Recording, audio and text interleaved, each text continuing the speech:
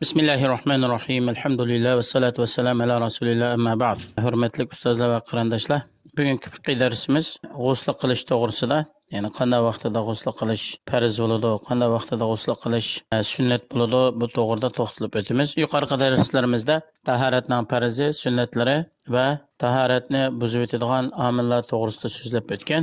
Bu 4-darsimiz g'usl qilish to'g'risida. Hamda inson qanday vaqtida hamda g'usl qilish farz bo'ladi desa, birinchidan er olsun yoki ayol olsun ehtilam bo'lib mani chiqqan vaqtida. Ya'ni uxlab tush ko'rgan bo'lsa, tushida bir şeyler bo'lib, bundan mani chiqqan bo'lsa, mayli er olsun, ayol olsun, bu vaqtida bularga g'usl qilish, ya'ni yuyinish farz bo'ladi. Shundaqla er ayollar bo'lsa, hamda oilada, er ayolchilik munosabatdan keyin g'usl qilish farz bo'ladi. Bunada mani chiqsin yoki chiqmasin, g'usl qilish har ikkalanga farz bo'ladi. Üçüncüsü hem de erlerden bolsun yoki ayollardan bolsun mani etilib chiqqan vaqtida, shahvat bilan mani chiqqan vaqtida g'usl qilish farz bo'ladi. Bu yuqorqi ishlar yuz bergan vaqtida ayol har ikkalanga g'usl qilish farz bo'ladi. Shuningdek, ayollarningki oylik odati, ya'ni har oyda hayz ko'rib, hayzning qini to'xtab, hayzdan saq bo'lgan vaqtida yuyinish, ya'ni g'usl qilish farz bo'ladi. Beşincisi nifas, yani ayollar tug'utdan saqaygandan keyin, ya'ni nifas boladan keyin keladigan qon to'xtagandan keyin ayollarniki nifas uzilgan bo'ladi. Bu vaqtida g'usl qilish farz bo'ladi. G'usl qilib, bundan keyin ibodatlarni ado qiladi.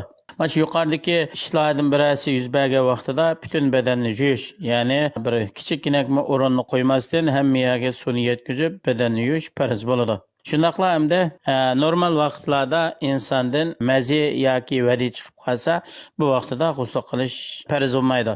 Biz oldingi darsimizda so'zlab o'tgan, mazi degan mayli er yoki ayollar bo'lsin, bir-biri bilan o'ynashgan yoki ba'zi bir ishlarni xiyol qilgan vaqtida keladigan bir xil shilimshiq yo'llik.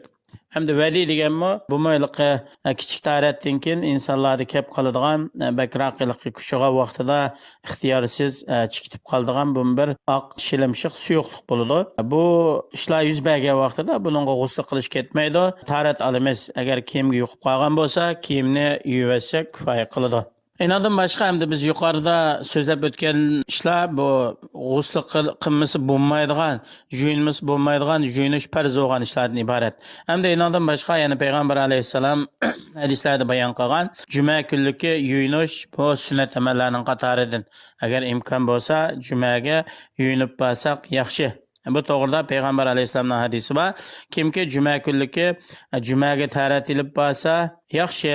Agar g'usl qilib borsa, g'usl qilish ham yaxshi bo'ladi deb juma namoziga yuyinib borishni vojib degan ulamolarmi bor. Umumiy ulamolar hamda mumkin bo'lsa yuyinish yaxshi sunnat deb qaraydi. İki Hit uchun, ya'ni Qurbon Hit, Ro'za Hit kunlarida Hit namoziga chiqishdan burun yoki shu Hit kunida yuyinish. Shundaqla haj qilmoqchi bo'lganlar hajga ihrom bog'laydiganda ihromga kirishdan burun yuyinib o'tish va mumkin bo'lsa yana Arafat kunida turadigan vaqtida yuyinish qatorliqlarning hammasi sunnat bo'lgan yuyinishdan iborat.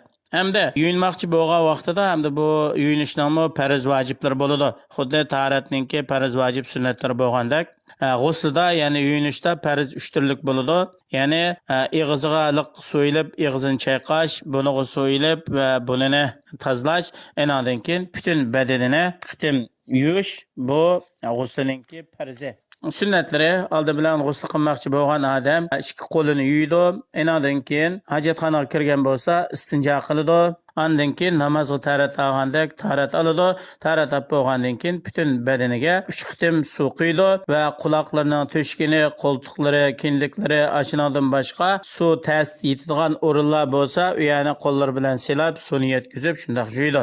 Biray qashning ustida yoki taxtayning ustida yoki hozirgidek marmar yotqizilgan munchalarda yuyingan vaqtida ishlatilgan suv uftuluq tuvanga yiqib ketadigan. Bunday vaqtida tarat olganda putini jumay, putini oxir qitimda shu g'usl qilgan o'rindan chiqta vaqtida putini yuydi. Ayollar hamda g'usl qilgan vaqtida chichi o'raklik bo'lib qolsa, masalan chichini ushoq o'rib olgan yoki 2 tal yoki 3 tal o'rab tashlab olgan bo'lsa, ayollarningki bu chichini chuvib yuvish kerak bo'lmaydi. Balkim shu beshininki asli chichini yuvib, inodan keyin o'ragan sochlarni ustidan yuvasa foyda qiladi. Bu faqat shu chichi o'ralgan ayollarga ruxsat. Ammo chichi o'ralmagan ayollar chichining hammasini to'liq yuydi. Bu to'g'rida Ummu Salama radhiyallohu anhadan bayon qilingan hadisda payg'ambar alayhisolamdan so'ragan ayollar ayliq chichini o'rib olgan bo'lsa, chichini chuvish ketamdi deganda, chichini chuvmasin bo'ldi deb javob bergan payg'ambar alayhisolam. Chichini o'rib olgan ayollar bo'lib qolsa, beshining asli,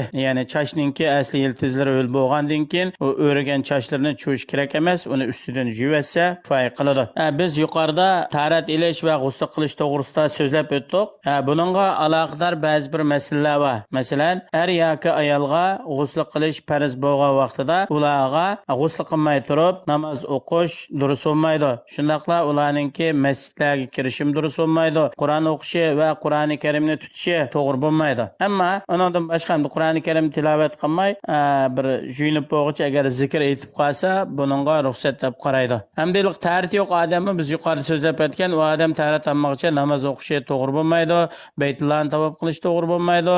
Ammo Qur'oni Karimni tarat yo'q odamninki Qur'oni Karimni o'qishi yoki o'qisa yoki muqovisi bor bo'lib qolsa, muqovisini tutib o'qisa, masjidga kirsa bu odamga durust bo'ladi.